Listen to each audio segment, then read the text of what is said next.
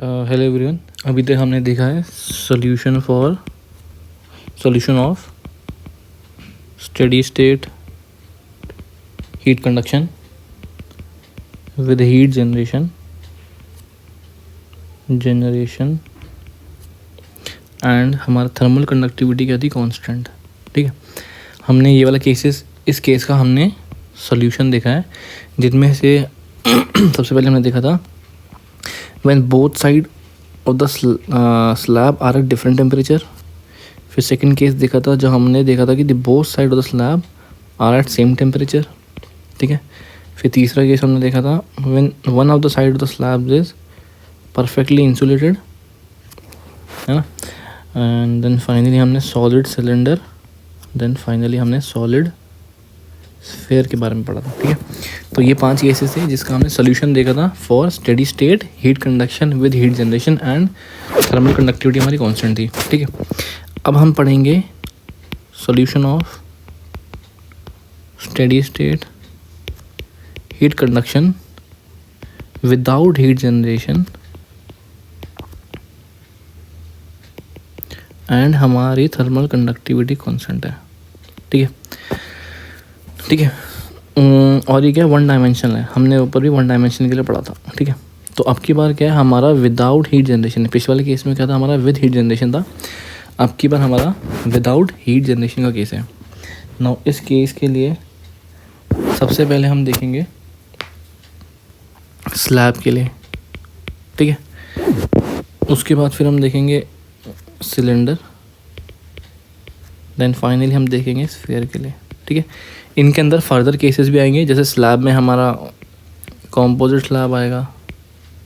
ठीक है, सिलेंडर में हमारा कॉम्पोजिट सिलेंडर आएंगे, मतलब एक के ऊपर एक। ठीक है, एंड स्फीयर में भी हमारे कॉम्पोजिट स्फीयर आएंगे। ठीक है, तो ऐसे करके हमारे काफ़ी सारे केसेस बनेंगे, और ये केसेस हम देखेंगे फॉर विदाउट हीट जनरेशन के केस में। ठीक है, नाउ इस टॉपिक को पढ़ने से पहले हमको थोड़ा सा कंडक्शन के बारे में तो हमने पढ़ लिया, कन्वेक्शन और रेडिएशन के बारे में थोड़ा सा हमको देखना पड़ेगा। ठीक है, कंडक्शन के बारे में पढ़ा था हमने अकॉर्डिंग टू फोरियर लॉ के बारे में हमने पढ़ा था कि जो हीट ट्रांसफ़र रेट होता है वो -KA/dT/dS के बराबर होता है। ठीक है, ये क्या था, अकॉर्डिंग टू फोरियर्स लॉ। ठीक है, कन्वेक्शन में क्या होता है हमारा, न्यूटन्स लॉ ऑफ कूलिंग के अकॉर्डिंग जो हमारा हीट ट्रांसफ़र रेट होता है वो होता है HA∆T। ∆T is change in temperature, H is the heat transfer coefficient and A is the surface area. ठीक है, ये क्या है, according to Newton's law of cooling. ठीक है, नो इस चीज़ में एक चीज़ और इम्पॉर्टेंट है, हीट ट्रांसफर कोफिशिएंट की यूनिट थी वॉट पर मीटर स्क्वायर केल्विन या फिर वॉट पर मीटर स्क्वायर डिग्री सेंटीग्रेड। ठीक है, कहने का मतलब अगर ये हमारी प्लेट है, इसका एरिया है हमारा प्लेट का A। ठीक है, तो ये हमारी प्लेट का टेम्परेचर मान लो TP है, और हमारा जो आसपास का एटमॉस्फेयर है, ठीक है, उसकी हमारी टेम्परेचर T इन्फाइनाइट को हम बोलते हैं एम्बिएंट टेम्परेचर। ठीक है, इन्फाइनाइट का मतलब होता है एम्बिएंट एटमॉस्फेयर। ठीक है, उसका टेम्परेचर की बात होती है, एम्बिएंट टेम्परेचर। ठीक है, अगर हम बोलें कि हमारा TP प्लेट का टेम्परेचर बड़ा है एम्बिएंट टेम्परेचर से, तो ऑब्वियसली कुछ ना कुछ हीट ट्रांसफ़र प्लेट से एम्बिएंट में होगा। ठीक है, there will be some heat transfer from plate to the ambient. ठीक है, तो उसको डिफाइन करा था according to Newton law of cooling ने। ठीक है, न्यूटन लॉ ऑफ कूलिंग ने उसको डिफाइन करा था as an HA∆T, where ∆T is the temperature of the plate minus T infinite, A is the surface area of the plate and H is the heat transfer coefficient। हम convection को detail में पढ़ेंगे आगे जाकर, लेकिन फ़िलहाल अभी हम बस इतना जानते हैं कि हीट ट्रांसफ़र रेट का फॉर्मूला HA∆T होता है। सिमिलरली अगर हम रेडिएशन को देखें तो रेडिएशन में हमारा हीट ट्रांसफ़र हो जाएगा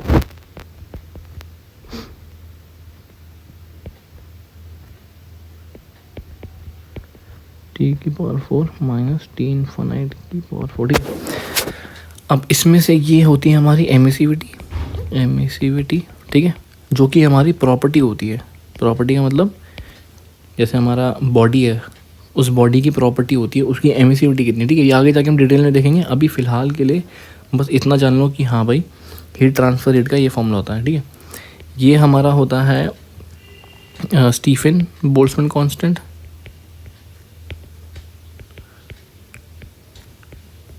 ठीक है, जिसकी वैल्यू होती है 5.67 into 10⁻⁻8 watt per metre square kelvin to the power of 4, ठीक है। एमिसिविटी हमारा यूनिटलेस होता है, ये यूनिट, इसकी कोई यूनिट नहीं, नो यूनिट। ए हमारा वही सरफेस एरिया, ठीक है। नाउ टी इन्फिनाइट हमने बता दिया एम्बिएंट टेम्परेचर होता है, और T is the temperature of the body, जो बॉडी का हमारा टेम्परेचर है, डी बी, टी बी लिख लो, ठीक है। तो रेडिएशन का मतलब अगर हमारी ये बॉडी है और ये इसके आसपास हमारा क्या एटमॉस्फेयर है, एटमॉस्फेयर का हमारा टेम्परेचर बोल दिया टी इन्फिनाइट, और बॉडी का टी बी, ठीक है। अब हम क्या बोल रहे हैं, temperature of the body is greater then temperature of the atmosphere, ठीक है। उसके आसपास जो सराउंडिंग है उससे ज़्यादा टेम्परेचर है, तो ऑब्वियसली हीट ट्रांसफ़र होगा, ठीक है। कन्वेक्शन के थ्रू भी होगा एंड रेडिएशन के थ्रू भी होगा। तो अभी हम रेडिएशन की बात कर रहे हैं, तो रेडिएशन के थ्रू जो हमारा हीट ट्रांसफ़र होगा वो कितना होगा, सिग्मा ए टी बी की power 4 minus T infinity to the power of 4, ठीक है। ये एमिसिविटी जो है ये हमारी बॉडी की प्रॉपर्टी है, ठीक है। What is this is the property, ठीक है। अभी फ़िलहाल के इतना जान लो, इसका यूज़ है, ठीक है, इसलिए ना अब हमको पढ़ना है अपना main topic, solution of one dimensional heat conduction equation without heat generation, and हमारी थर्मल कंडक्टिविटी क्या है, कांस्टेंट है, ठीक है। नाउ इसमें सबसे पहला केस जो हम देखेंगे ए केस, वो देखेंगे हम स्लैब के बारे में हम अभी तक पढ़ते हुए आ रहे हैं, जिसमें क्या था, विद हीट जनरेशन था। अब हम क्या पढ़ेंगे, विदाउट हीट जनरेशन, ठीक है। तो स्लैब का हमको पता है, अगर मान लो ये स्लैब है, मान लो वॉल, मान लो जो घर की दीवारें होती हैं वैसी एक वॉल है जिसकी थिकनेस भी है, ठीक है, जिसके वॉल के घर के मतलब अंतर या वॉल के अंदर टेम्परेचर हमारा वॉल पे, ठीक है, नॉट इनसाइड द रूम, मैं वॉल की बात कर रहा हूँ, वॉल पर टेम्परेचर TW1 मान लो और आउटसाइड द वॉल TW2 मान लो, ठीक है। मतलब ये जो वॉल है हमारी, अगर मान लो ये हमारा कमरा है, रूम है हमारा ये, तो रूम की अगर ये दीवार है तो इस रूम की दीवार में इधर जो temperature this is TW1 and जो बाहर टेम्परेचर है दैट इज़ TW2, ठीक है। एंड हमने क्या बोला है, मान लो कि सर्दी का टाइम है तो TW2 will be less than TW1, ठीक है। TW नाउ सेम केस, अगर मैं इस डायरेक्शन को x मानूँ, ठीक है, तो मैं इसको बोलता हूँ x equal to 0 and this is x equal to L। इस केस में भी b इक्वल टू हमारा क्या है, इज इक्वल टू L, या फिर इतना कन्फ्यूजन ना होने के बदले हम सीधा b ही लिख देते हैं, ठीक है ना। अगर ये टेम्परेचर T है हमारा, इस केस में हमारी x इक्वल टू 0 तो हमारा टेम्परेचर TW1 है, जब x इक्वल टू b है तो हमारा टेम्परेचर TW2 है। Now if you look closely, हमने बिल्कुल ठीक बनाया, TW1 जो है हमारा TW2 से बड़ा है, ठीक है ना। अब सवाल आता है कि इसकी प्रोफाइल कैसी बनेगी, स्ट्रेट बनेगी, पैराबोलिक बनेगी, ठीक है, या फिर एक्सपोनेंशियल बनेगी, कैसी बनेगी हमें नहीं पता, ठीक है। अभी फ़िलहाल हमें नहीं पता, हम वो जज नहीं कर पा रहे। इक्वेशन कैसे डिराइव होकर आती है उससे देखते हैं। नाउ अगर मैं इक्वेशन लिखूँ वन डायमेंशनल हीट कंडक्शन की विदाउट हीट जनरेशन और थर्मल कंडक्टिविटी कांस्टेंट मानूँ, तो d2T अपॉन में dx2 इज इक्वल टू 0 आएगा, ठीक है। नाउ देयरफॉर अगर मैं इसको इंटीग्रेट करूँ तो dt/dx इज कांस्टेंट, ठीक है, कांस्टेंट c मान लो, ठीक है।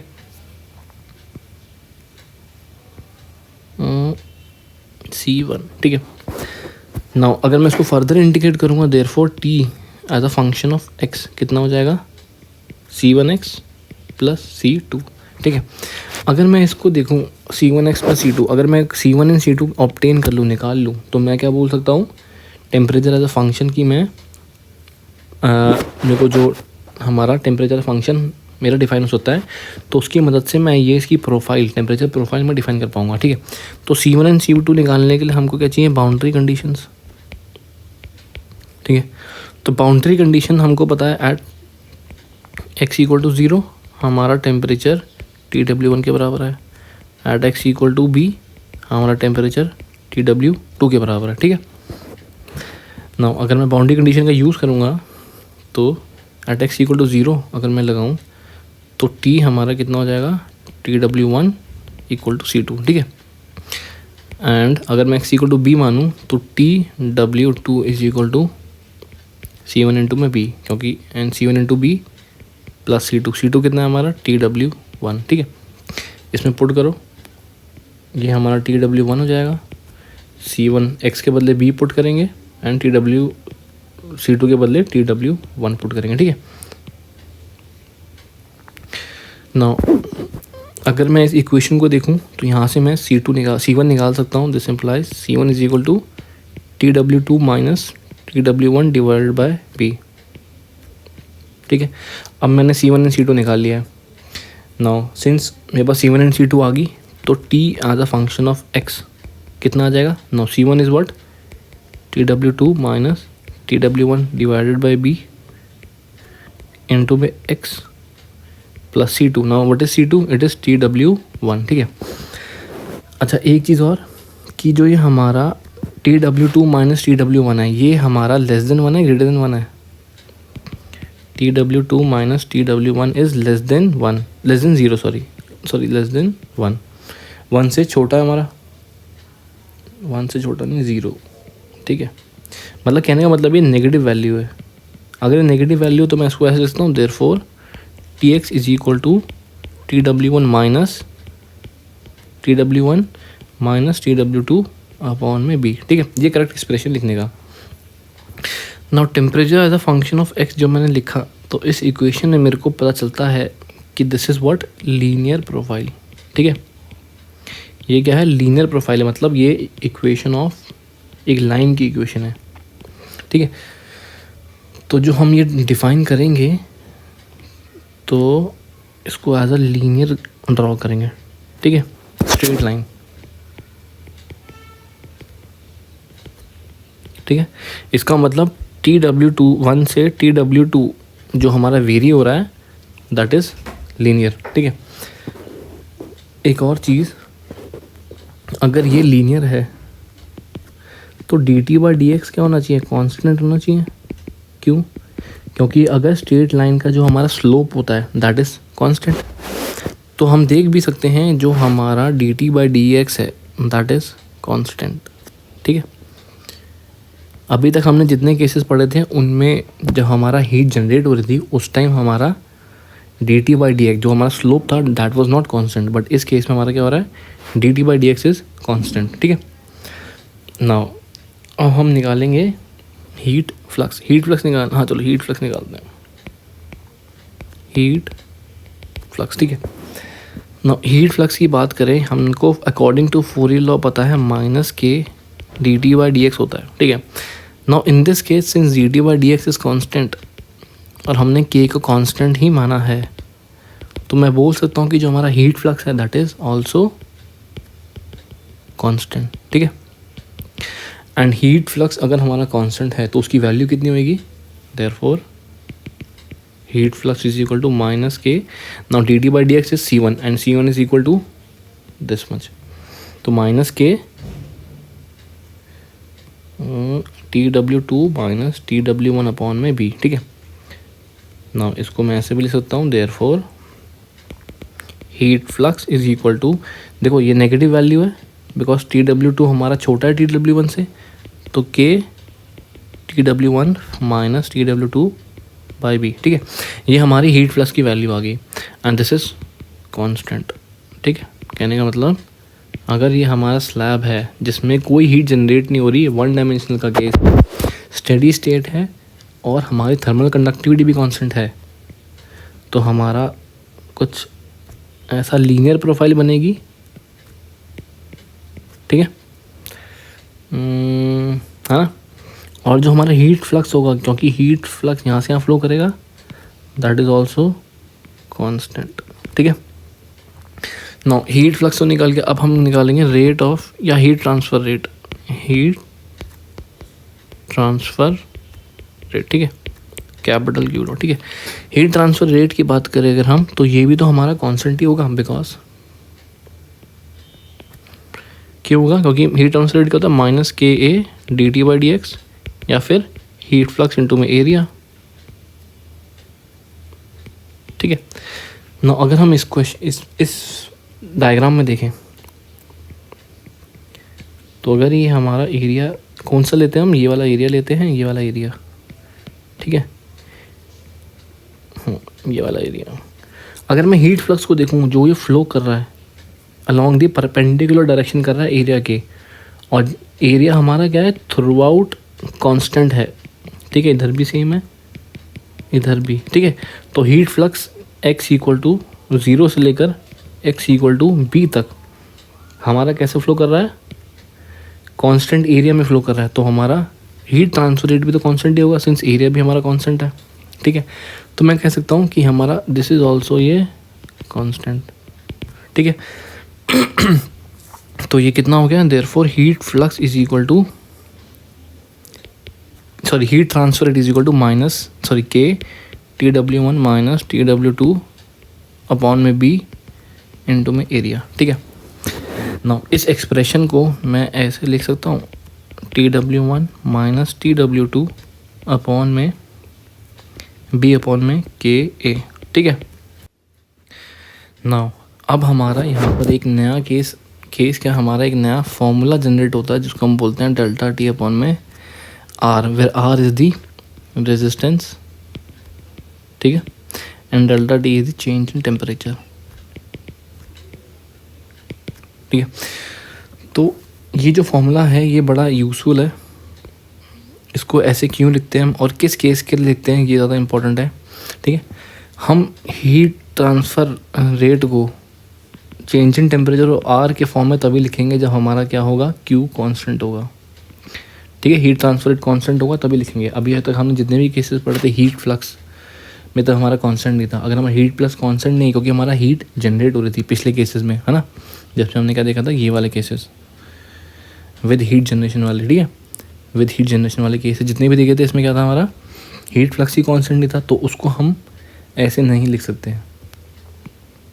मैंडेटरी क्या है, हीट फ्लक्स और या फिर हीट ट्रांसफ़र रेट हमारा कांस्टेंट होना चाहिए। ठीक है, अगर ये हमारा कांस्टेंट है तो हम इसको रेजिस्टेंस की टर्म पे लिख सकते हैं। ठीक है, change in temperature and resistance की टर्म पे लिख सकते हैं। ठीक है, तो यहाँ से एक नया कंस्टेंट जनरेट होता है जिसको मैं, अगर मैं डायग्राम में बनाऊँ तो ये हमारी थिकनेस B थी। ठीक है, तो मैं इसको कुछ ऐसे करके बनाता हूँ, रेजिस्टेंस के टर्म पे जाता हूँ। ये हमारा TW2 था, ये हमारा TW1 था, और यहाँ से लेकर यहाँ तक हमारा हीट ट्रांसफ़र हो रहा था। ठीक है, तो दिस इज़ दी रिप्रेजेंटेशन। इससे हमको सोल्यूशन निकालने में बहुत आसानी होती है, बिकॉज हमें पता है since heat transfer rate is constant. ठीक है, तो हम सीधा लिख देंगे कि Q dot is equal to change in temperature TW1 minus TW2। ठीक है, दिस माइनस दिस करेंगे, TW2 माइनस TW1 नहीं करेंगे, TW1 माइनस TW2 करेंगे, क्योंकि बड़े में से छोटा घटाएंगे। एंड रेजिस्टेंस, ठीक है, रेजिस्टेंस इस केस में कितना था हमारा, B अपॉन में KA। ठीक है, ऐसे डायरेक्टली लिख देंगे। तो ये जो रेजिस्टेंस है हमारा, ये कंडक्शन का रेजिस्टेंस है। ठीक है, देयरफॉर कंडक्शन का जो रेजिस्टेंस होता है that is upon B upon में KA, where B is the thickness. ठीक है, ये सिर्फ स्लैब की बात हो रही है, आर कंडक्शन ऑफ स्लैब। ठीक है, K is the thermal conductivity and A is the area. ठीक है, which is perpendicular to the direction of the heat transfer rate. ठीक है, नाउ अब इतना हमको समझ में आ गया कि हम रेजिस्टेंस के टर्म पे लिख सकते हैं इसको, ये सिंपल है। ठीक है, ये स्ट्रेट लाइन है हमारी, हमको ये भी पता चल गया। ठीक है, नाउ अब हम बात करते हैं ओवरऑल हीट ट्रांसफ़र कोफिशिएंट की। ठीक है, इसको हम डिनोट करते हैं कैपिटल यू से, ओवरऑल हीट ट्रांसफ़र कोफिशिएंट की हमारी यूनिट जो होती है that is what per metre square kelvin या फिर वाट per metre square degree centigrade, ठीक है। नाउ अभी हमने पढ़ा heat transfer rate is change in temperature upon में रेजिस्टेंस, ठीक है। नाउ इसको हम एक तरीके से और लिखते हैं, इसको हम कहते हैं यू ए डेल्टा टी, ठीक है। Where delta t is the what change in temperature, a is the वही area and u is the overall heat transfer coefficient, ठीक है। नाउ देखो जिसमें जो हमारा डेल्टा टी है ये क्या है हमारा, इसके बराबर होगा। क्यों इसके बराबर होगा? क्योंकि जो हमारा रेजिस्टेंस डायग्राम है उसमें हमारा TW1 है, ये हमारा TW2 है, ठीक है। तो चेंज इन टेम्परेचर कितना होगा, TW1 माइनस TW2, वही हम यहाँ पर ये लेंगे TW1 minus TW2 and A is the area and u is the overall heat transfer coefficient. तो मैं यहाँ से लिख सकता हूँ देयरफॉर जो हमारा यू ए होता है that is equal to 1/r, ठीक है, और resistance is equal to 1/UA। ना तो क्वेश्चन अराइजेज कि मैं एरिया क्यों कंसिडर कर रहा हूँ, इसके बारे में हम आगे देखेंगे ढंग से कि वाई एरिया के टर्म पे हम इसको लिखते हैं UA लिखते हैं, सिर्फ यू क्यों नहीं लिखते हैं, ठीक है। ना रेजिस्टेंस कितना था हमारा B/में KA it is equal to 1/UA, ठीक है। तो यहाँ से क्या आ गया, देयरफॉर दिस इम्प्लाइज हमारा 1/U कितने के बराबर हो गया, B/K, ठीक है। या एरिया से एरिया कट गया क्योंकि एरिया हमारा क्या है, कांस्टेंट है, ठीक है। तो ये था हमारा overall heat transfer coefficient. Overall heat transfer coefficient के बारे में हम आगे बात करेंगे जब हम पढ़ेंगे जब हम क्रॉस फ्लो, काउंटर फ्लो, ठीक है, पैरेलल फ्लो, ठीक है, हीट एक्सचेंजर के बारे में बात करेंगे, तब वहाँ पर थोड़ा सा इसका कंसेप्ट अच्छे से डेवलप होगा, ठीक है। फिलहाल के लिए अभी तक ओवरऑल हीट ट्रांसफ़र कोफिशिएंट इतना था, ठीक है। नाउ अब स्लैब के ही केस में, इसी केस में मान लो ये हमारी वही वॉल है जिसकी थिकनेस B है, ठीक है। यहाँ हमारा x इक्वल टू 0 है, यहाँ हमारा x इक्वल टू L है। ये हमारा वॉल टेम्परेचर है TW1, ये हमारा वॉल टेम्परेचर है TW2, ठीक है। नाउ अब हम क्या कह रहे हैं कि ये जो वॉल है हमारी, हम मान लो हमारा ये रूम है, इस रूम की ये वाली जो वॉल है, ठीक है, इस वॉल का हमने इधर टेम्परेचर डिफ़ाइन कर दिया, हमने इधर टेम्परेचर डिफ़ाइन कर दिया। अब हम क्या कह रहे हैं कि बाहर भी हमने टेम्परेचर डिफ़ाइन कर देते हैं T2 और अंदर हम टेम्परेचर डिफ़ाइन कर देते हैं T1, ठीक है। मतलब रूम का टेम्परेचर T1 है, रूम की दीवारों का टेम्परेचर अंदर से TW1 है, ठीक है, TW1 है। रूम के बाहर की दीवार का टेम्परेचर TW2 है और उसके बाहर जो हमारा एटमॉस्फेयर है या जो भी है हमारा एयर है उसका टेम्परेचर T2 है, ठीक है। नाउ अब इसकी एनालिसिस करेंगे हम, तो यहाँ पर हमारा T1 है या हमारा T2 है, ठीक है। तो यहाँ पर थोड़ा थोड़ा कन्वेक्शन का टर्म आ रहा है, क्योंकि कन्वेक्शन क्या होता है, that is flow over a flat plate या फ्लो ओवर अ प्लेट, या फिर हमारा डेंसिटी की चेंज की वजह से, ठीक है। हमारी प्लेट गर्म है, एक ठंडी है, ठीक है, हमारी एयर ठंडी है, प्लेट गर्म है, उसकी वजह से कन्वेक्शन होगा, ठीक है। तो कन्वेक्शन का टर्म कहीं ना कहीं आ रहा है, तो इसलिए हम क्या लिखेंगे, इधर H1 कर देते हैं और इधर H2 कर देते हैं, ठीक है। Where H1 is the heat transfer coefficient inside the room and H2 is the heat transfer coefficient outside the room, ठीक है। H1 is the heat transfer coefficient inside the room, जो रूम के अंदर है, and H2 is the heat transfer coefficient outside the room. Do mind हमारा जो heat transfer coefficient होता है ये एक प्रॉपर्टी नहीं होती है। हीट ट्रांसफर कोफिशिएंट और अच्छे से पढ़ेंगे जब हम कन्वेक्शन चार्टर पढ़ेंगे। फिलहाल के लिए भी H1 is the heat transfer coefficient inside the room and H2 is the heat transfer coefficient outside the room, ठीक है। नाउ हमको इसकी एनालिसिस करनी है। अब हम क्या करेंगे, इसका बनाएंगे। अब हमें पता है, देखो होता क्या है, हमें पता है कि इधर बनेगा कुछ रेजिस्टेंस डायग्राम, ठीक है। ये TW1 होगा, दिस इज TW2, ठीक है। हमें नहीं पता जो हमारा heat transfer due to convection होगा इनसाइड अंदर होगा वो कितना होगा। हमने पढ़ा है न्यूटन्स लॉ में हमारा क्या होता है, H1A T1 माइनस TW1 होगा, ठीक है।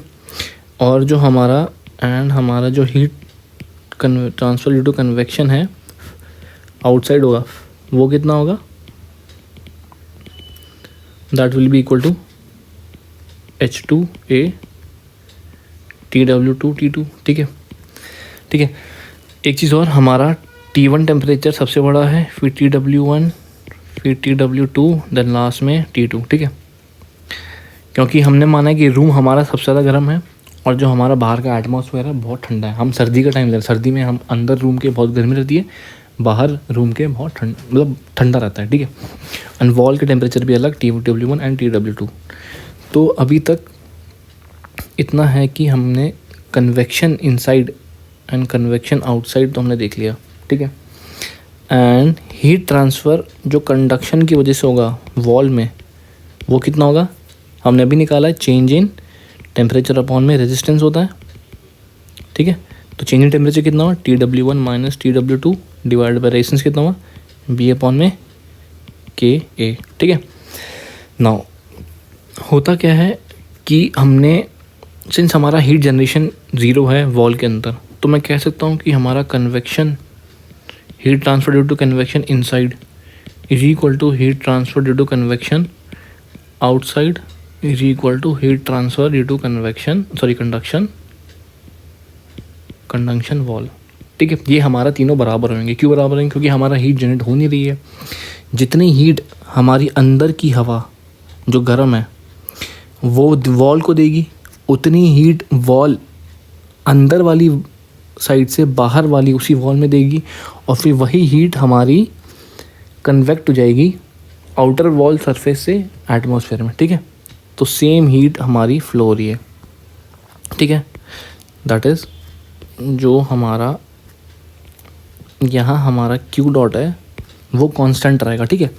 तो इसका मतलब जो हमारा रेजिस्टेंस डायग्राम है वो हम कन्वेक्शन के लिए भी बना सकते हैं। यहाँ TW1 हो गया, ये TW2 हो गया, दिस इज़ व्हाट हमारा ये होगा T1 and this is T2, और यहाँ एरो लिख के Q डॉट, ठीक है। नाउ हमें पता है कि ये वाला रेजिस्टेंस, कंडक्शन का रेजिस्टेंस कितना होता है, B अपॉन में KA, ठीक है। अब हम बात करते हैं रेजिस्टेंस ड्यू टू कन्वेक्शन, ठीक है। देखो कन्वेक्शन का हमें हीट ट्रांसफ़र पता है, HA डेल्टा T होता है, तो क्या मैं इसको ऐसे लिख सकता हूँ, डेल्टा T अपॉन में 1/HA, बिल्कुल ठीक। तो ये उसी फॉर्म में आ गया, डेल्टा T अपॉन में रेजिस्टेंस, ठीक है। तो रेजिस्टेंस कितना हो गया, 1/HA। तो कन्वेक्शन में रेजिस्टेंस होता है 1/HA, तो H1 इंटू में A, और इधर का रेजिस्टेंस कितना हो गया, 1/H2 इंटू में A, ठीक है।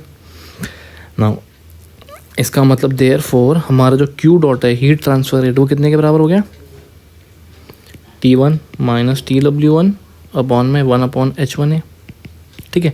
देखो ये जो चीज़ लिखी है ना, ये बिल्कुल सेम ऐसे ही लिखी है।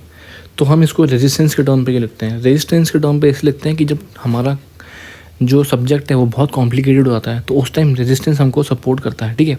अभी तो हमें दिख रहा है साफ़ कि ये सब के सब क्या है, सीरीज़ में है, ठीक है। ये सब ये हमारा सीरीज़ में है, ठीक है। सीरीज़ कनेक्शन, पैरेलल कनेक्शन, जब हमारा पैरेलल में बहुत कॉम्प्लिकेटेड से चीज़ें आ जाती हैं, ठीक है, कुछ ऐसा हो जाएगा, ठीक है, उस टाइम समझना फॉर्मूले के बेसिस में बहुत टफ हो जाता है। तो इसलिए हम डायग्राम बना के हमको ईजी पड़ता है, ठीक है ना। ये और ये कितने के बराबर हो जाएगा फिर, TW1 माइनस TW2 अपॉन में B अपॉन में KA, and further it will be equal to TW2 minus T2 divide by 1/H2 into में A, ठीक है। इसको हम ऐसे भी लिख सकते हैं, T1 minus T2 directly T1 यहाँ वाला टेम्परेचर से इस वाला टेम्परेचर तक, ठीक है। अभी तक हम T1 माइनस TW1, फिर TW1 माइनस TW2, फिर TW2 माइनस T1 T2 कर रहे थे। अब हम T1 माइनस T2 करेंगे डायरेक्टली, तो उस केस में हमारा जो होगा रेजिस्टेंस वो कितना हो जाएगा, 3 रेजिस्टेंस आ रहे हैं, 1 2 3, इन दोनों टेम्परेचर के बीच में 3 रेजिस्टेंस आ रहे हैं, तो हम नीचे तीनों रेजिस्टेंस ऐड करके लिख देंगे, ठीक है। तो ये क्या हो गया हमारा हीट ट्रांसफ़र रेट का फार्मूला। नाउ अगर हम रेजिस्टेंस की बात करें, टोटल रेजिस्टेंस, ठीक है, तुम्हारा टोटल रेजिस्टेंस कितना हुआ, 1/H1A प्लस 1/B अपॉन में KA प्लस 1/H2A, ठीक है। That is convection resistance inside, अंदर जो कन्वेक्शन का रेजिस्टेंस है, देन कंडक्शन का रेजिस्टेंस जो हमारा वॉल प्रोवाइड कर रहा है, फिर हमारा कन्वेक्शन का रेजिस्टेंस आउटसाइड, ठीक है, यही तो हुआ। नाउ इतना हमको क्लियर हो चुका है। अब हम देखेंगे ओवरऑल हीट ट्रांसफ़र कोफिशिएंट के बारे में कि अब ओवरऑल हीट ट्रांसफ़र कोफिशिएंट क्या होगा। हीट ट्रांसफ़र कोएफिशिएंट, ठीक है, हमको पता है ओवरऑल हीट ट्रांसफ़र कोफिशिएंट किसके बराबर होता है, यू ए डेल्टा टी, ठीक है।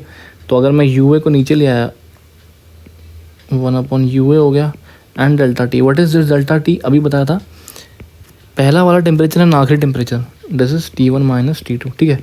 तो ऊपर T1 माइनस T2 कहाँ है, ये रहा। तो 1/UA किसके बराबर हो गया, टोटल रेजिस्टेंस के बराबर हो गया, ठीक है।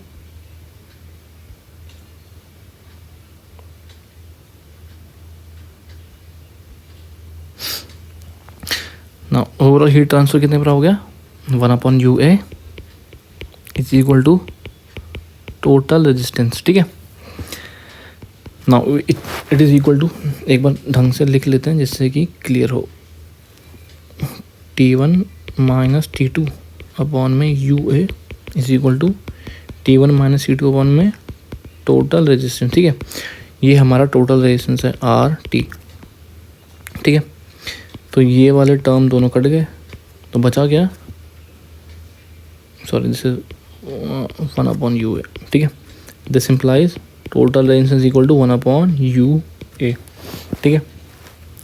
तो टोटल रेजिस्टेंस कितना है, 1/H1A plus B/KA plus 1/H2A is equal to 1/UA। Area से एरिया सारे कट गए, ठीक है।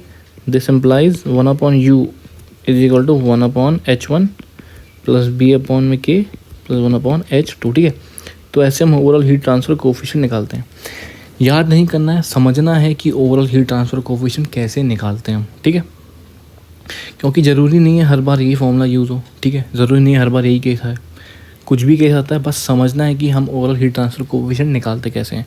तो उसके लिए बेस्ट फॉर्मूला इज़ दिस, इसको याद रखो, ठीक है। कंसेप्ट याद रखो कि T1 एंड T2 जो हमारा है change in temperature overall heat transfer coefficient वाले फॉर्मूले में, ये क्या होता है, ठीक है, उससे ज़्यादा क्लियर होगा। नाउ अब हम अपना सिस्टम थोड़ा सा कॉम्प्लिकेट करते हैं, ठीक है। अभी तक हमने देखा था कि अगर ये हमारा स्लैब है तो इस स्लैब में इधर हमारा TW1 था, इधर हमारा TW2 था, ठीक है। इधर हमारा H2, T2 था, इधर हमारा H1, T1 था, ठीक है। यहाँ पर सिर्फ कन्वेक्शन हो रहा था, ठीक है, इधर कंडक्शन हो रहा था और इधर भी कन्वेक्शन हो रहा था। अब हम कंसिडर कर रहे हैं कि यहाँ पर कन्वेक्शन प्लस रेडिएशन हो रहा है, यहाँ पर भी कन्वेक्शन प्लस रेडिएशन हो रहा है, ठीक है। अभी भी हीट ट्रांसफ़र कांस्टेंट है और जो हमारी टेम्परेचर की जो प्रोफाइल है वो क्या है, लीनियर है, ठीक है। Now the most important question है कि अगर यहाँ कंडक्शन एंड रेडिएशन हो रहा है तो इसका अब हम डायग्राम कैसे बनाएंगे, जिसको हम बोलते हैं हमारा रेजिस्टेंस डायग्राम, ठीक है। तो अगर मैं यहाँ पर देखूँ तो यहाँ पर तो अभी भी कंडक्शन का रेजिस्टेंस लगेगा हमारा, ठीक है। सिंस यहाँ पर कन्वेक्शन और रेडिएशन दोनों एक साथ साइमल्टेनियसली हो रहे हैं तो क्या मैं इसको पैरेलल में बना सकता हूँ, बिल्कुल ठीक। सिमिलरली यहाँ पर भी हमारा कन्वेक्शन एंड रेडिएशन साइमल्टेनियसली हो रहा है तो मैं इस साइड वाले को भी पैरेलल बनाऊँगा, ठीक है। ये हमारा टेम्परेचर T2 हो गया, ये हमारा टेम्परेचर T1 हो गया, ठीक है। Now this is wall temperature TW1, this is also wall temperature TW2, ठीक है। नाउ अगर मैं इस पार्ट की देखूँ तो यहाँ पर हमारा हीट ट्रांसफ़र किसकी वजह से हो रहा है, कन्वेक्शन की वजह से हो रहा है, और यहाँ पर हमारा हीट ट्रांसफ़र किसकी हो रहा है, रेडिएशन की वजह से हो रहा है, ठीक है। और इधर ठीक है, इधर भी हमारा किसकी वजह से हो रहा है, कन्वेक्शन की वजह से हो रहा है, और इधर हमारा रेडिएशन की वजह से हो रहा है, ठीक है। ये आउट हो गया, ये बाहर की तरफ हो गया और ये हमारा अंदर की तरफ है, इन, ठीक है। और यहाँ पर जो हो रहा है हमारा हीट ट्रांसफ़र किसकी हो रहा है, कंडक्शन की वजह से हो रहा है, ठीक है। तो अगर मैं इसको समराइज़ करूँ तो मैं क्या लिख सकता हूँ, जो हमारा हीट ट्रांसफ़र है रेट, हमारा जो हीट ट्रांसफ़र रेट है वो किसके बराबर है, कन्वेक्शन जो अंदर की तरफ हो रहा है प्लस रेडिएशन जो हमारा अंदर की तरफ हो रहा है, ठीक है। इन दोनों का सम, इसका और इसका, क्या मैं बोल सकता हूँ यही तो हमारा हीट ट्रांसफ़र रेट है, टोटल हीट ट्रांसफ़र रेट, क्योंकि हमारा वॉल के अंदर, दीवार के अंदर, मतलब यहाँ पर हमारा क्या हो रहा है, रेडिएशन और कन्वेक्शन साइमल्टेनियसली हो रहा है। अगर हमारा रेडिएशन कन्वेक्शन साइमल्टेनियसली हो रहा है तो जो हमारा हीट ट्रांसफ़र रेट होगा वो इन दोनों के सम के बराबर होगा। सिमिलरली अगर हम यहाँ पर पहुँचे तो ये हमारा क्यू डॉट किसके बराबर हो जाएगा, कंडक्शन के बराबर हो जाएगा। और आखिरी में हमारा ये कन्वेक्शन आउट प्लस रेडिएशन जो हमारा आउटसाइड हो रहा है, ठीक है, आउटसाइड, ठीक है। तो ऐसा कुछ हमारा सिनारियो होगा। हाँ, तो अगर हम बात करें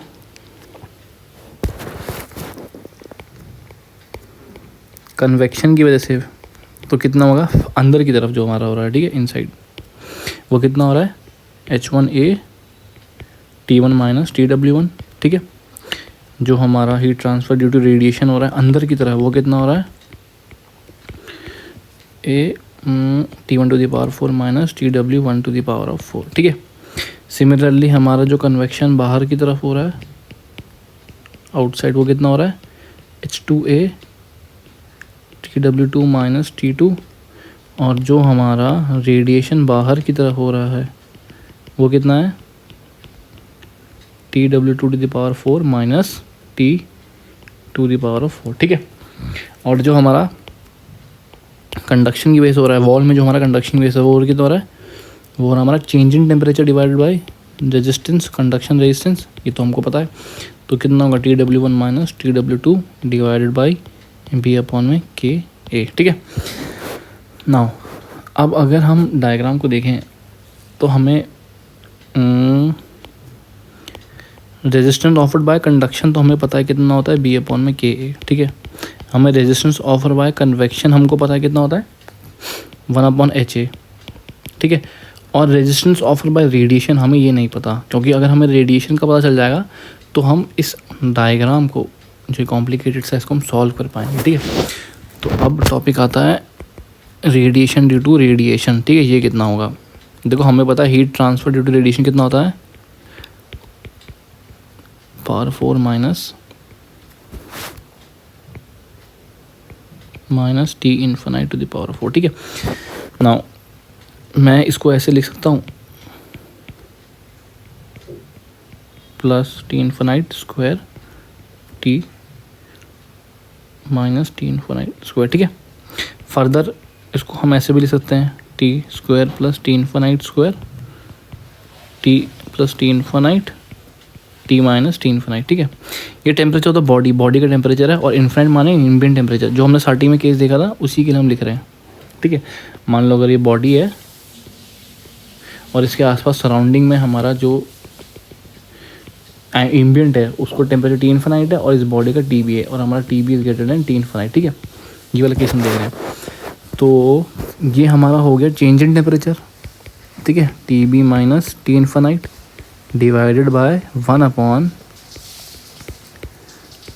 TB square plus T infinite square TB plus T infinite, ठीक है। तो क्या ये एक्सप्रेशन इसकी तरह दिख रहा है, रेडिएशन, ठीक है।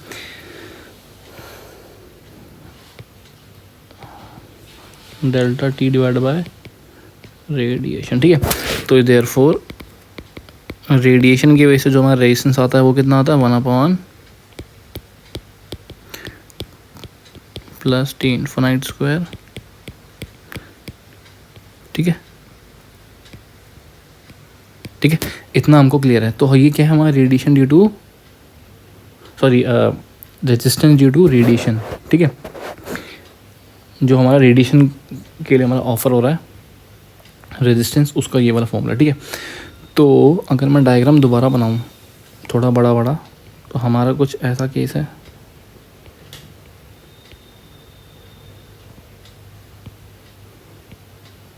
ठीक है।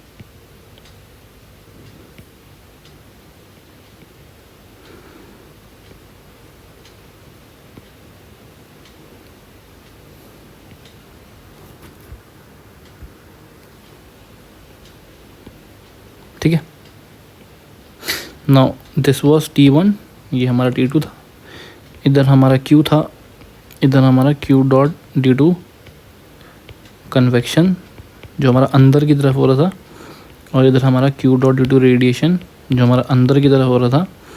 ये हमारा resistance due to conduction sorry convection जो अंदर की तरफ है, और रेजिस्टेंस ड्यू टू रेडिएशन जो हमारा अंदर की तरफ है। ठीक है, नाउ इसकी वैल्यू कितनी होगी, 1/H1A। ठीक है, इसकी वैल्यू होगी B/KA। Now this is convection की वजह से आउटसाइड जो हमारा बाहर की तरफ हो रहा है वो कितना होगा, 1/H2A। ठीक है, और ये हमारा कितना होगा, रेडिएशन आउटसाइड। ठीक है, नाउ ये कितना होगा हमारा 1/।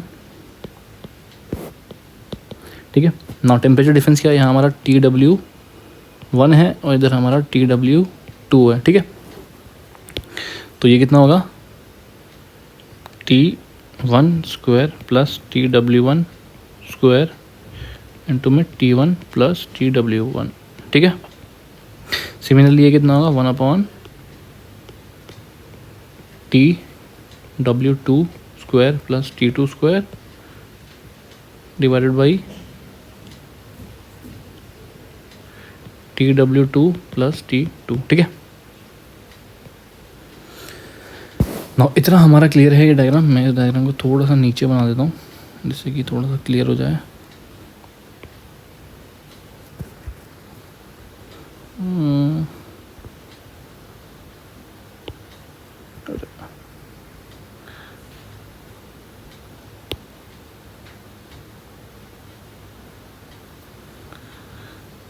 हाँ ठीक है,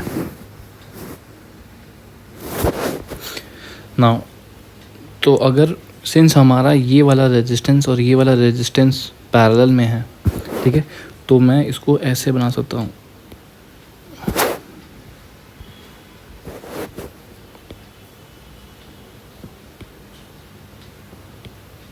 ठीक है, मैंने क्या करा, जो हमारा रेजिस्टेंस पैरेलल में था उसको हमने कन्वर्ट कर लिया सीरीज़ में। ठीक है, तो इसका मतलब यहाँ पर क्या हो गया, ये वाला रेजिस्टेंस, ये वाला तो हमको पता है कितना है, 1/, B/KA। ठीक है, इस वाले को हम R1 मान लेते हैं, इस वाले को हम R2 मान लेते हैं। ठीक है, नाउ R1 निकालना है हमको। R1 1/R1 will be equal to 1/H1A plus 1/T1 square plus TW square T1 plus TW2। ठीक है, सीरीज़ में नहीं है हमारा, ये पैरेलल में है। तो पैरेलल में क्या होता है, जो हमारा 1/R होता है 1/R1 प्लस 1/R2 जाता है। ठीक है, जैसे मान लो, मतलब इस केस के लिए R1 R2 नहीं है हमारा, ये एग्जांपल की तरह बता रहा हूँ मैं आपको, कि जो हमारा टोटल रेजिस्टेंस होता है वो हमारा इन्वर्स में ऐड हो जाता है। ठीक है, वो पैरेलल के केस में होता है। तो ये हमारा R1 हो गया। सिमिलरली हमारा जो R2 होगा 1/R2 it will be equal to 1/H2A plus TW2, this is TW1, TW2 plus T2 square plus TW2 plus में T2। ठीक है, नाउ अब हमें कुछ क्लियर पिक्चर अब हमें नज़र आ रही है। This is TW1, this is TW2। ठीक है, नाउ फर्दर इसका मतलब जो मैं हीट ट्रांसफ़र लिखूँगा वो कितना होगा, T1 minus TW1/R1 it will be equal to TW1 minus TW2 divided by B/KA, और ये किसके बराबर होगा, TW2 minus T2 divided by R2। ठीक है, ये इन्वर्स की फॉर्म में लिखे हैं हमने 1/। ठीक है, तो उसको उल्टा कर देंगे तो हमारा R1 आ जाएगा। ठीक है, इसको ऐसे लिखते हैं। हमारा जो पैरेलल में होता है, एक बार मैं आपको दोबारा बता दूं, अगर ये हमारा R1 है और ये R2 है, हमको इसको कन्वर्ट करना है सिंगल उसमें, तो 1/R will be equal to 1/R1 plus 1/R2, वही मैंने करा है। ठीक है, इसमें और इसमें। ठीक है, तो इसको हम फर्दर एक और तरीके से लिख सकते हैं, T1 minus T2 divided by R1 plus B/KA plus R2। ठीक है, अब हम निकालेंगे अपना टोटल रेजिस्टेंस जिसको हम RT बोलते हैं, जो कि कितने के बराबर हो जाएगा, R1 plus B/KA plus R2, ठीक है। ये हमारा टोटल रेजिस्टेंस होगा। अब हम अपना निकालेंगे overall heat transfer coefficient. Overall heat transfer coefficient, जिसको हम U से लिखते हैं, ठीक है। हमको पता है कि हमारा जो Q डॉट होता है that is also equal to T1 minus T2 upon 1/UA। ये कैसा आया? Q डॉट कितने के बराबर होता है? UA डेल्टा T के बराबर होता है। तो UA मैंने नीचे लिख दिया, ठीक है, ये काट के मैंने ऐसे लिख दिया। तो इसका मतलब जो हमारा देयरफॉर जो हमारा 1/UA होगा that is also equal to RT, total के बराबर होगा, टोटल रेजिस्टेंस के बराबर। This implies 1/U is equal to total resistance into में area and that is equal to R1A plus B/K plus R2A, ठीक है। This is the overall heat transfer coefficient, ठीक है। नाउ R1 एंड R2 को directly लिखना बहुत complicated है क्योंकि इनकी वैल्यू ऐसी होती है, तो इसको हमने शॉर्ट टर्म में लिख दिया R1 एंड R2, ठीक है। बट समझ में आना चाहिए R1 एंड R2 है क्या, कि हमारे वो पैरेलल में थे, हमारे कन्वेक्शन और रेडिएशन के जो हमारा रेजिस्टेंस था देवर इन पैरेलल, ठीक है। तो पैरेलल को हम कैसे सॉल्व करते हैं? ऐसे सॉल्व करते हैं, ठीक है। तो जिसकी वजह से हमारा ये दोनों टर्म आए हैं, ठीक है ना। ओवरऑल हीट ट्रांसफ़र कोफिशिएंट निकाल लिया अब हमने। इसका मतलब यहाँ तक हमने अपना टॉपिक कंप्लीट कर चुके हैं। अब हम अपना नेक्स्ट केस पढ़ेंगे जिसको हम बोलेंगे, अभी तक हमारा ये कौन सा पार्ट था? ए पार्ट था, जिसमें हमारा सिंगल स्लैब थी, है ना, जिसमें हमारा एक सिंगल स्लैब थी। ना बी पार्ट हम देखेंगे जब हमारा क्या होगा, दो स्लैब एक साथ चिपकी हुई होगी, दैट इज़ ऐसे करके, ठीक है ना। इस केस के लिए थिकनेस मान लो B1 है, ये B2 है, इसकी थर्मल कंडक्टिविटी K1 है, इसकी K2 है, ठीक है। यहाँ पर मान लो वॉल का टेम्परेचर TW1 है, यहाँ पर मान लो TW2 है, ठीक है। एंड इंटरफेस का टेम्परेचर मतलब दोनों वॉल के बीच का टेम्परेचर मैंने बोला है TIA, ठीक है। ये K1 है यानी K2, ठीक है ना। हमारा जो हीट ट्रांसफ़र होगा वो कांस्टेंट होगा। यहाँ पर मैं मान लेता हूँ T1, H1 और T2, H2, ठीक है। हम रेडिएशन का पार्ट नहीं कंसिडर कर रहे बिकॉज उससे चीज़ें और कॉम्प्लिकेट हो जाएंगी, बट रेडिएशन हमने पहले समझा दिया है तो उससे काफ़ी हेल्प मिल जाएगी, ठीक है ना। अगर मैं इसका नेटवर्क डायग्राम बनाऊँ तो अब की बार इसका नेटवर्क डायग्राम कैसे बनेगा? हमारा ये रेजिस्टेंस, फिर ये रेजिस्टेंस, देन ये एंड फाइनली ऐसा, ठीक है। तो ये हमारा क्या है? कन्वेक्शन का रेजिस्टेंस है जो हमारा बाहर है, आउटसाइड मतलब दीवार के बाहर है, ठीक है। ये हमारा कंडक्शन का रेजिस्टेंस है, कंडक्शन रेजिस्टेंस, ये भी हमारा कंडक्शन का रेजिस्टेंस है। इसको अगर मैं K1 बोल रहा हूँ मतलब ये पहली और ये सेकंड स्लैब है, तो ये 1 कर देते हैं और इसको 2 कर देते हैं। और ये हमारा कन्वेक्शन का दोबारा रेजिस्टेंस है जो कि क्या है, हमारा अंदर की तरफ है। ये हमारा T2 हो गया, दिस इज T1, ये हमारा TW1 हो गया और ये कितना हो गया TW2, ठीक है ना। इस केस के लिए अब हम देखेंगे हमारा जो हीट ट्रांसफ़र होगा Q डॉट, ठीक है। उससे पहले Q डॉट निकालने से पहले हमें रेजिस्टेंस चाहिए, तो अगर मैं लिखूँ R कन्वेक्शन, अंदर की तरफ रेजिस्टेंस कितना होगा 1/H1A, ठीक है। R कन्वेक्शन बाहर की तरफ कितना होगा 1/H2A, ठीक है। और जो हमारा कंडक्शन का रेजिस्टेंस है पहला वाला, पहले स्लैब के लिए, वो कितना होगा B1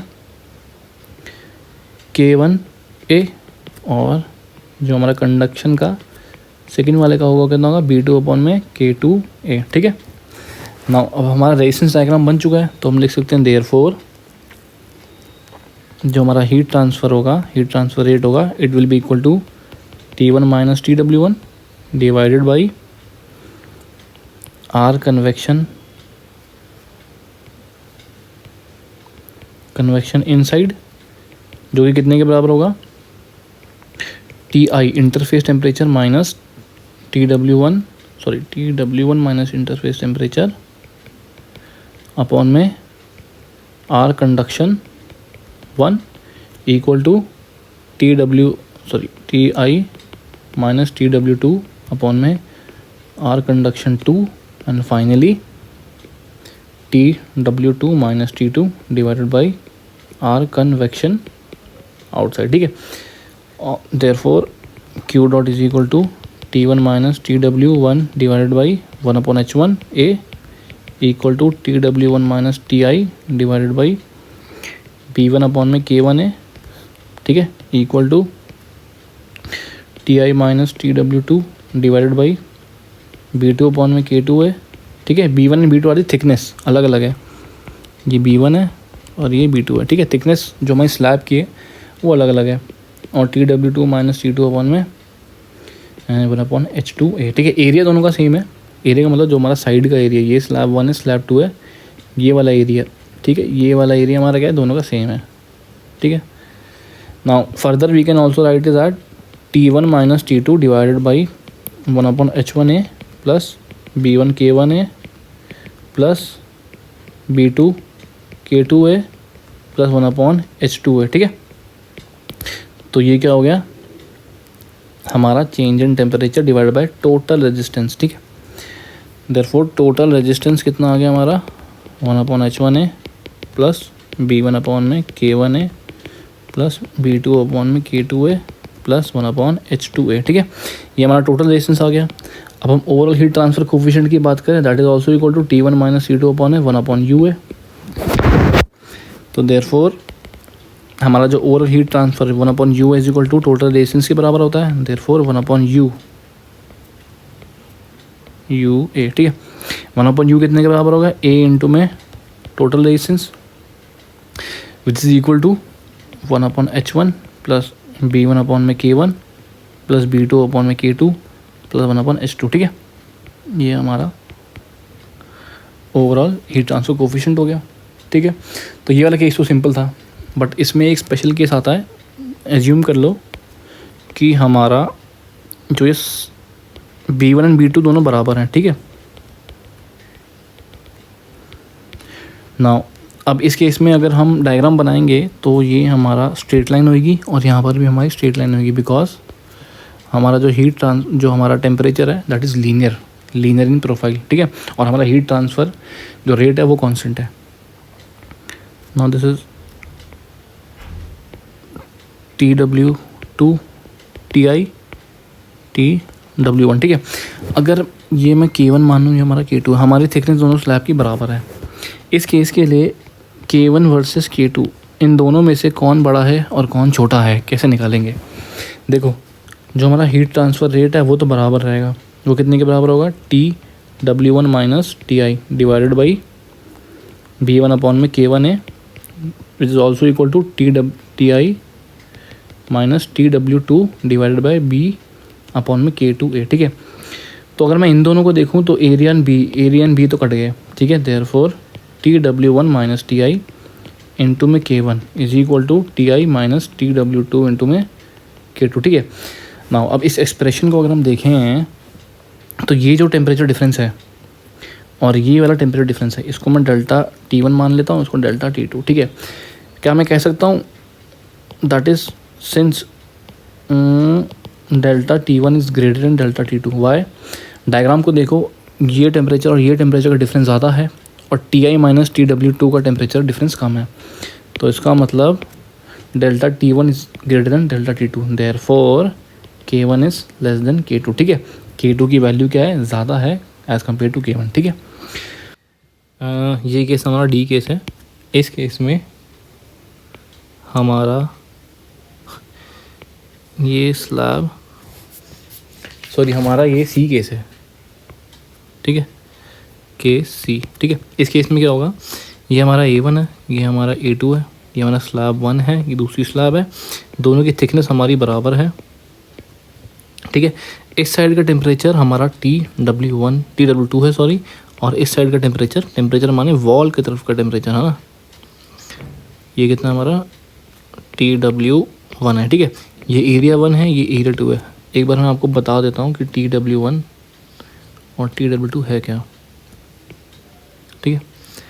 इस साइड का टेम्परेचर की मैं बात कर रहा हूँ, हाँ, ये वाला टेम्परेचर जो है, ये पूरा टेम्परेचर TW2 है और ये पूरा टेम्परेचर TW1 है, ठीक है।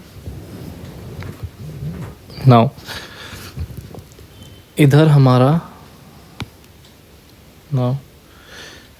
T2 टेम्परेचर है H2 और इधर हमारा T1 टेम्परेचर H1, ठीक है।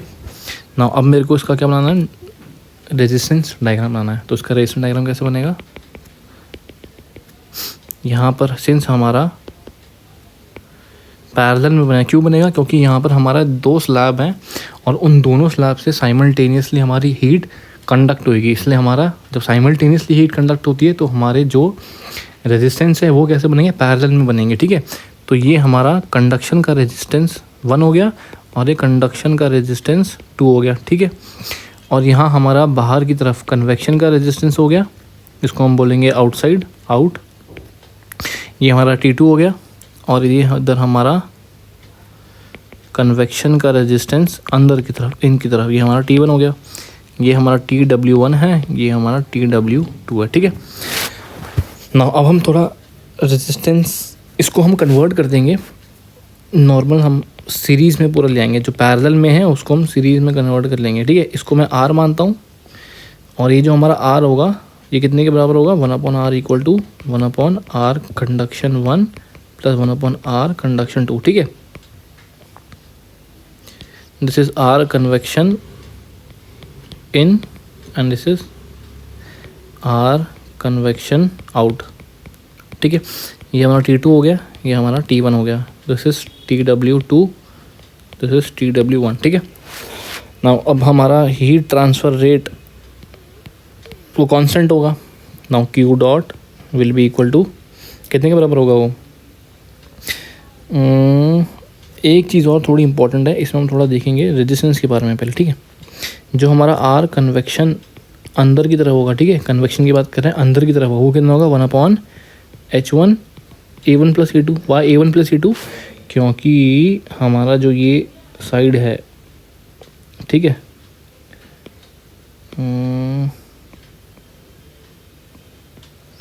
हमारी जो ये वाली साइड है,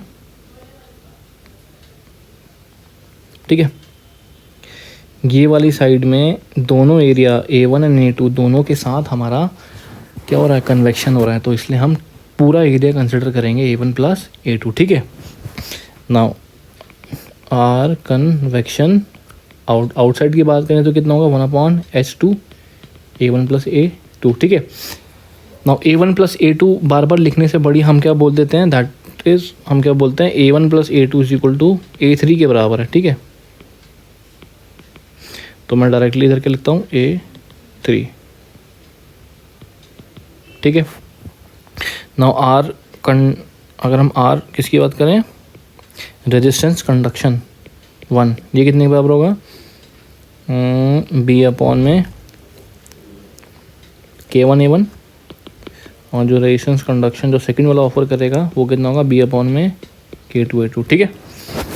now and 1/R equal to 1/R conduction 1 plus 1/R conduction 2, ये कितने के बराबर हो जाएगा, 1/B/, में K1 A1 प्लस 1/B/, में K2 A2, ठीक है।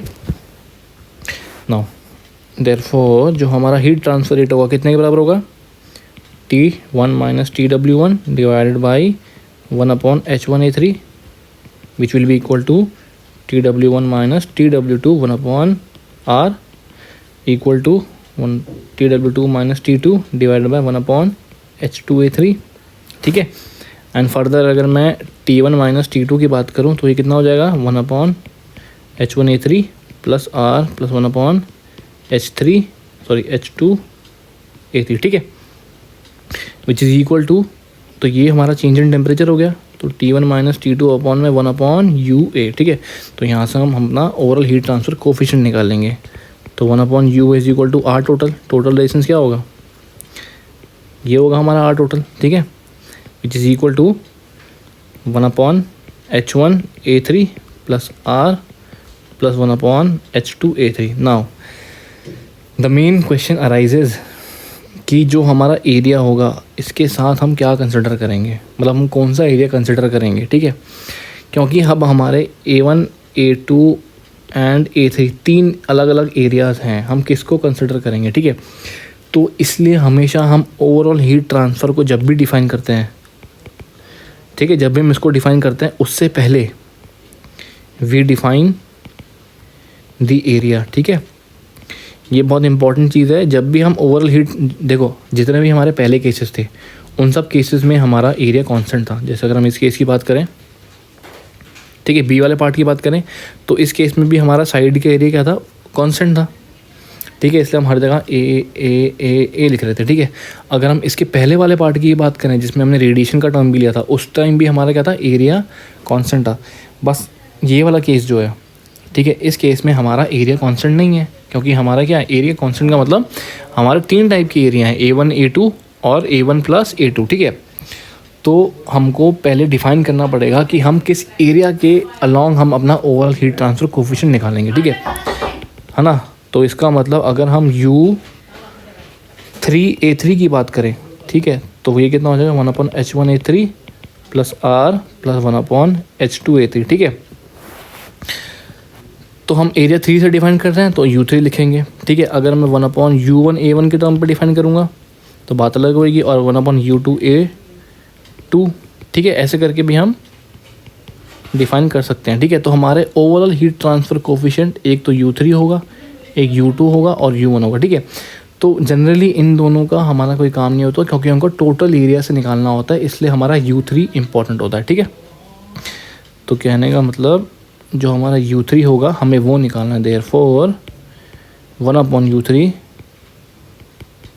= 1/H1 + A3R + 1/H2, ठीक है। तो ओवरऑल हीट ट्रांसफ़र कोफिशिएंट हम ऐसे निकालते हैं, ठीक है। अब हमारा ये वाला सी पार्ट भी कंप्लीट हो गया है। नाउ नेक्स्ट हमारा जो पार्ट है डी पार्ट, ठीक है। ये सारे अलग अलग केसेस हैं जो काफ़ी हेल्पफुल होते हैं आगे जाकर। अभी हेल्पफुल नहीं लग रहे होंगे बिकॉज थोड़ा लेंथी पड़ रहा होगा लेक्चर, बट जब न्यूमेरिकल करेंगे तो उसमें बहुत हेल्प होगा, ठीक है। Now same case, this area is A1, this is A2 and this area is A3, ठीक है। ये हमारा पहला स्लैब है, ये सेकंड है और ये तीसरा है, ठीक है। इस साइड का टेम्परेचर हमारा TW1 है, इस साइड का टेम्परेचर हमारा TW2 है, ठीक है। इधर हमारा क्या है, H2 T2 और इधर कितना है, T1 H1, ठीक है। अब हमको इसका पहले रेजिस्टेंस डायग्राम बनाना पड़ेगा, ठीक है। सेम वही कहानी। क्या हम देख सकते हैं कि इस पार्ट में और इस पार्ट में हमारा साइमल्टेनियसली हीट क्या हो रही है, A2 और A1 एरिया वाले में हमारा साइमल्टेनियसली हीट कंडक्ट हो रही है, ठीक है। और ये हमारा क्या हो गया, ठीक है, ऐसा वाला हो गया। Now this is T1, this is T2, this is TW2, this is TW1, ठीक है। And this is what, TI, इसको इंटरफेस टेम्परेचर मानते हैं, ठीक है, TI, ठीक है। जहाँ पर इस इधर जो हमारा टेम्परेचर कितना है, TI है।